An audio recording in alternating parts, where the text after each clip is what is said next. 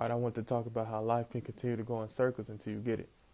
In the Bible, Genesis, when Moses carried the children of Israel out of Egypt, and once they got on the way to the promised land, they continued to travel around it for 40 years when it was really a month's trip. That was a big story to tell us that if you continue to do the same things and stay in the same cycle of life, you'll continue to be in a loop. It takes your mind and your willpower to get yourself out of that loop. You have to recognize and become conscious and aware that you are doing the same thing and you are in a cycle and you are just being in a comfortable spot. Yeah, that's cool and all, but once you get in that comfortable spot, it's hard to move. You know what I'm saying?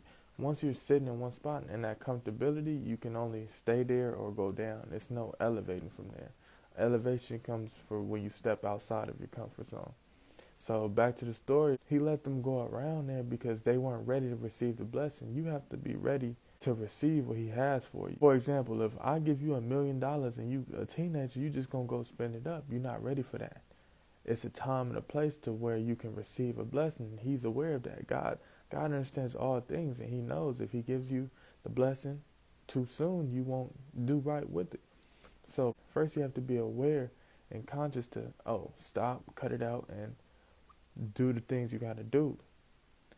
It's not saying that he will take his hedge of protection from around you. Just like the children of Israel, when they were walking around, he continued to provide a meal for them.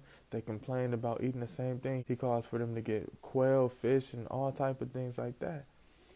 He won't stop providing for you, but you will not receive what's coming your way if you're not ready for it.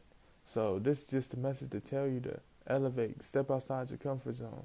Do what you have to do to receive your blessing. If you in a bad pattern, you got to stop. To do the same thing over and over and expect a different result is insanity. You can't do that.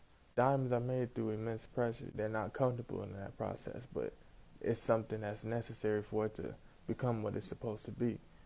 So this is just a quick message, but that's it for today. It's Juan Chosen. Talk to y'all later.